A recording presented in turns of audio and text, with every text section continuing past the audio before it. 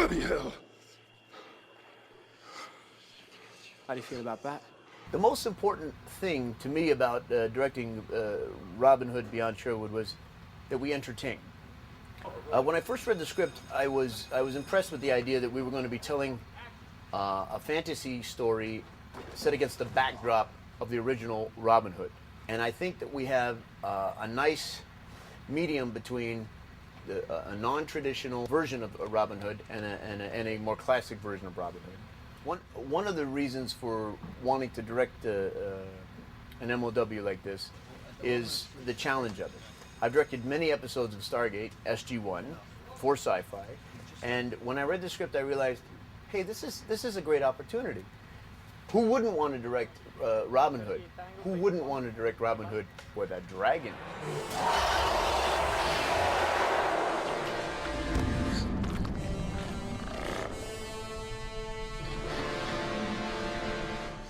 When my agent said, look, you know, they're shooting this for 3 weeks in BC, I assumed he meant 3 months. And when he confirmed, no, it's 3 weeks, I thought, but how is it possible? Because this is epic. And then, you know, I was convinced that these people seemed to know what they were doing and they were sufficiently experienced to work quickly and confidently without compromising production value, as long as the actors showed up, you know, knowing their lines and knowing who their characters were and able to hit marks and emote.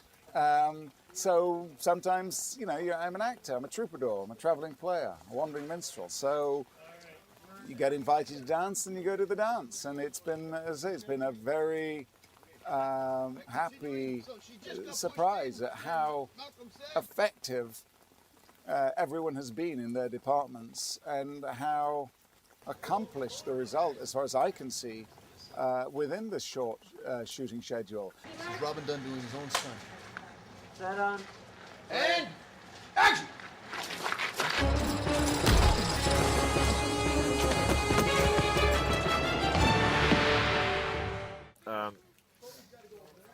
Peter and I had worked together previously on Sanctuary, and when the project came to me, you know, one of the two deciding factors was it was Robin Hood, and I you know, it's an iconic character. It's a character that I've always wanted to play, and so definitely the project was interesting to me.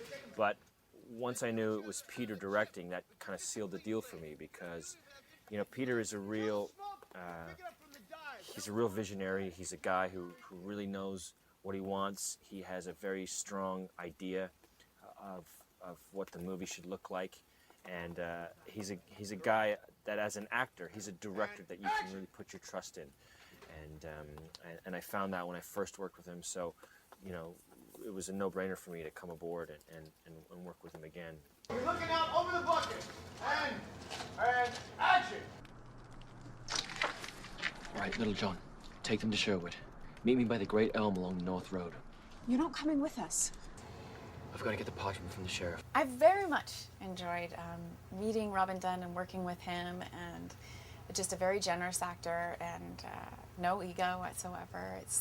It's been very nice, and it's always an added bonus when you're working on any project that you get along with the people you're working with. It really helps as you're doing your scenes and that sort of thing, to not have to kind of overcome an obstacle of not liking them, you know, or having some differences. So it's been very, very fun. One of the pleasures of directing Robin Hood Beyond Sherwood is the talent of my actors.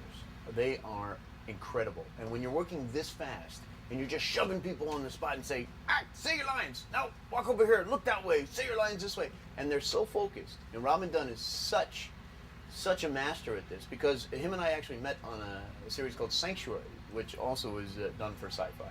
And he's used to looking at nothing but green and going, wow, this is so amazing what I'm not seeing in front of me, when you have a giant green screen in front of him. So it was quite easy to get him to say, hey, there's a dragon right there. Take my word for it. Be marked. Flex. Thank you. And action! Ah!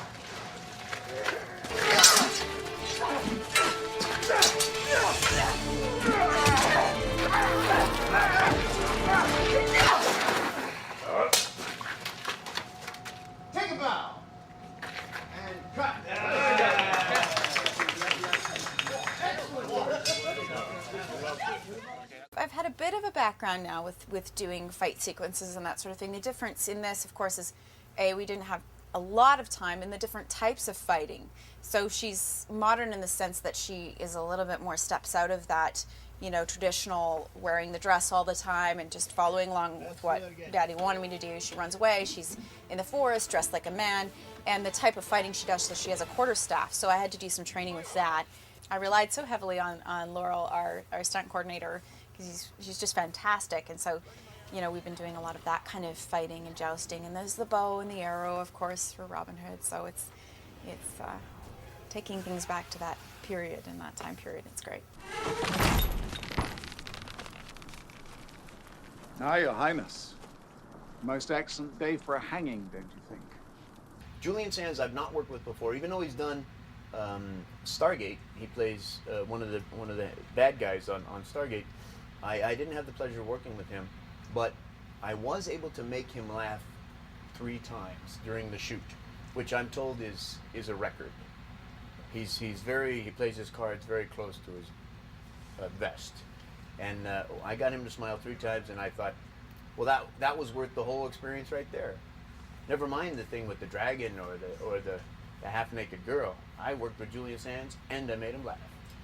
I hadn't met Peter before, and I met him for the first time in Vancouver in the office, and you know, he's got a fantastic sort of enthusiasm and energy and openness, but that belies a kind of, he's got a real deep knowledge of, you know, the material and how it's going to work and what's going to happen and what the effect and the vision is, and you know, he's quite a serious man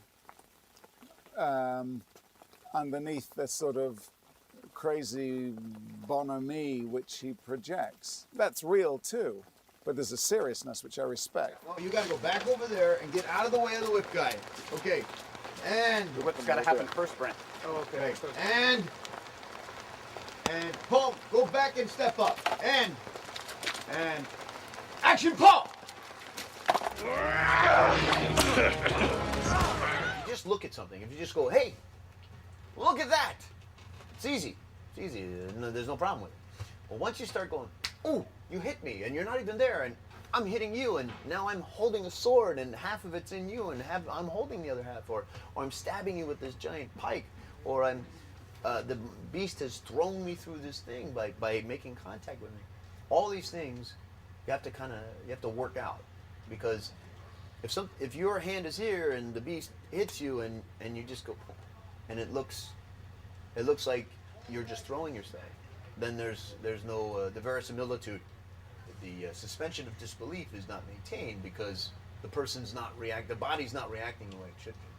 And the thing, of course, is quite big, so it's impossible to get you gotta look up here all the time. So I had this pot. I don't know if you saw my pot on the end of a stick. I used my light bulb changer from my house, because I have light bulbs that are two stories up in the rafters, and it has an extender arm on it, and I taped a pot to it, and we painted it green, and that pot became this catch-all as the eye line to the monster's head. We also used the pot to catch the spear when the spear hits the monster into the well. So that piece of machinery, honestly, I don't know how I would have made the movie without my pot on the extender-pole. I recommend it highly to you young filmmakers. You ready? I need you, yes, Okay. thank you, sir.